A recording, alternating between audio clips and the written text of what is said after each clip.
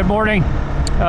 Today I'm going to talk about my motorcycle and the pros and cons of my specific motorcycle as a new rider, learning over the past year. So of course, this is a 2015 Kawasaki KLR650. I bought it used. I think I probably spent a little bit too much money on it than I should have, and I know that now. I've spent probably not quite $6,000 Canadian, and it really came with nothing other than the crash bars on the front. The tires it came with were Continental TKC 80s. Oh, if I got that right. And it turned out that the front tire had a recall. They were really not good knobby off-road tires, but the front one had a recall, so I ended up getting tires that were a little bit more road oriented. So the current tires I have are, a 70% road, 30% off-road, and they've been fine for what I do so far. So one of the first things I got was this windshield. It's a Moose Racing plus 4 inches over stock. I wanted the plus 2, but I couldn't get it. Nobody seemed to have it on hand, so I got this one. The problem with it being 4 inches longer than the stock one is that it came back so far that my camera mount would hit it when I was trying to do tighter turns. So what I had to do is I bought this Mant Rally Dash, which allows me to lift the windshield up into 3 different positions. Right now I've got it set into the position closest to me, but it's still far enough away that it doesn't get in the way of my handlebars, mirrors, or my camera. Another thing I changed were these wind guards that were on here before. It had stock wind guards. They're only wind guards. They do nothing for protection for the handlebars or my knuckles if I was to hit something off-road. So I put these Barkbuster Storm handguards on here. I wanted the Storm just for the size of it, so I had more wind protection for colder days. And these are the universal fit to go on this motorcycle. Another thing I put on this year, actually after my first cold winter's ride, were these heated grips. And these heated grips have been really nice, even on days that are not super cold but kind of chilly in the morning, and just enough to keep my hands comfortable for those rides. So that's a big accessory. So definitely on my next motorcycle, whatever I get, I'm going to hopefully have them already installed, or I'm going to put them on myself again. My foot shifter I replace as well. So the stock shifter was actually just a little bit too short for me. I wear size 12 boots, and I needed a little bit more length. And even as a new rider, I discovered I didn't have much room, and I had some problem shifting. So I ended up getting a aftermarket shifter. It's about 1 inch longer than the stock, so that helps. But I think I could even use another ½ an inch to another inch even to be a little bit more comfortable shifting. I also changed my foot pegs. Again, from the same ride where I decided I needed heated grips, I ended up getting these foot pegs because my feet were slipping off the rubber pegs that I had before when I was riding through the fog and the mist. So I went with the Tusk billet, and they've got nice grip. I'll show those to you. I'll find a place to pull over and I'll show you all the accessories on the motorcycle. The rack, the luggage rack on the back. So one of the things I wanted was to be able to do a trip if possible and carry some things. So I ordered a rack from Dirt Racks. Let's see, what else did I do? Oh, my mirrors here.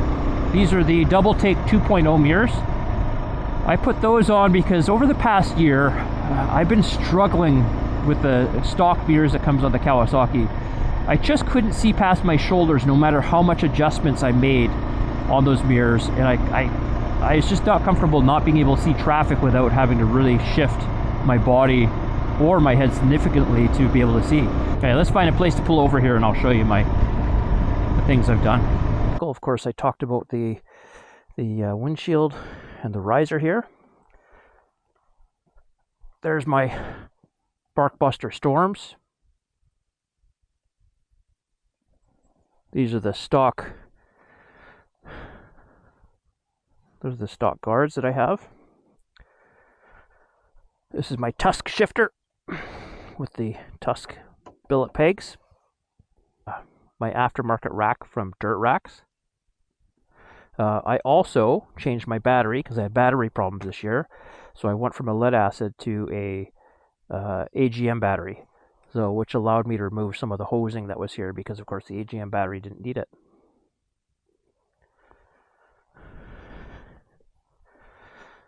And my heated grips.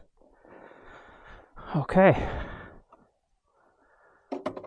Let's talk about the pros and cons of my motorcycle. All right, I'll talk about the pros and cons of each little thing that I talk about. I'm not going to remember them all, of course, but let's start with the motorcycle in general. The pro of this motorcycle as a beginner motorcycle. So a big pro of this motorcycle is that it's only got 45 horsepower. Very manageable for me to learn on. The motorcycle can't take off on me if I do something silly because it really doesn't have much power, and that's been nice, and I've had no issue with that. The con, which is the downside to the horsepower, which after a year riding I've already discovered, I really wish I had something with more horsepower for basically getting on the highway, for if I'm doing longer highway roads. Another big pro on this is it's used. It's a used motorcycle. You know, it's 10 years old, and it has the crash bars already. So when I dropped it the first time, yes, I was a bit frustrated, but it was no big deal because it wasn't a brand new motorcycle I was dropping, and it had the crash guards, so I didn't damage anything. And then the second, third, fourth, fifth time I dropped the motorcycle, same kind of thing. Frustrating, but not a big deal. I just had to learn how to pick up my motorcycle. I think if I was to do it all over again, I probably would still buy a used motorcycle. Now, whether it be this one or not, I don't know. Let's see, what else is there? Oh, so a pro. Actually, let me start with a con on this one. The con is the height of the motorcycle. It sits quite high. I can only put 2 feet down if I'm on my toes. I can put 1 foot flat on either side. So when I'm stopped at lights anyway, I've always got my right foot on the peg and on the brake, and my left foot's down, and I can sit flat, no problem. So the reason I'm going to say that's, let's say it's a con, is for learning the bike. It was really hard, especially when I was in school learning how to ride a motorcycle, and it was on a 30-year-old Honda Nighthawk, which I sat really low to the ground. I could put both feet flat, and I felt comfortable. And then my very first day on this bike in traffic with a class, and I was struggling because it was awkward for me because I just wasn't able to feel comfortable on it, putting the feet down, and I was leaning so much over the side, right, because I was still learning it. The pro to that is I like sitting up high. I like driving trucks, like a pickup truck, because I can sit higher than traffic than in my car. I can see a bit further, and quite frankly, I sit so high in this motorcycle, I sit much higher than I do in my own car, and I can see above most traffic, barring me getting stuck behind a big truck or something. Kind of a big con of this motorcycle is that it's 10 years old. I've already had a ride ruined because the carburetor had a problem, and I had to limp the bike home and clean the carburetor. This motorcycle is pretty good on the road. I generally have very little issue with it on the road. Now, when I had the knobby Continental tires on there, it was a bit sketchy taking corners. I felt like it felt soft in corners. But then, of course, I switched to a little bit of a more road tire, and it's much better. Now, I still don't do twisties or corners very fast because I'm still nervous about it. And quite frankly, it's a dual start motorcycle. This is not something I'm going to be, keeping up with people on the corners and twisties. So that's not a big deal, and I'm okay. Like I'm not about going fast. I just like riding the motorcycle. Off-road, it seems to be pretty good off-road. I'm getting used to the feeling of the tires slipping off-road, and it doesn't scare me as much. From what I understand, from all the research I do, the KLR650 is actually a really good bike off-road, especially if you're experienced with it, and everybody loves these things, taking them on trips off-road. So that's a pro. If you were looking for something you want to go on some sort of dirt road, this kind of bike, any kind of dual sport bike, is that one you can take on the road. For the most part, I'm happy with this motorcycle. The only reason I would want to sell this motorcycle now and get something else is so I have something that's a little bit better on the highway.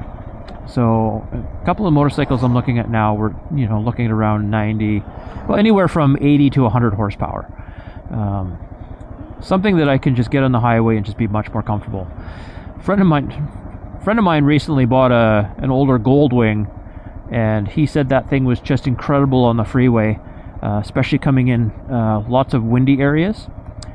He said the wind protection on the thing was just crazy, and the power was amazing. Now, I'm not looking at getting a Goldwing. I want another dual sport or EDV. I have a couple in mind, and not sure when I'm going to be able to get that. I'm saving my dollars to get a bike. Now, whether that's going to be a new bike or a used one, I'm not sure.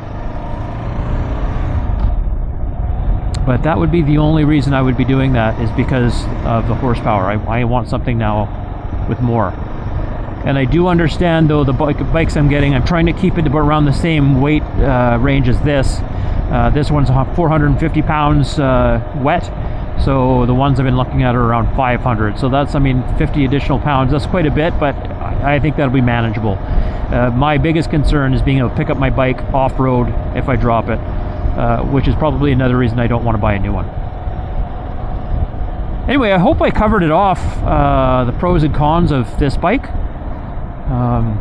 Thank you for watching, and maybe I'll see you in my next video. Take care. Ride safe.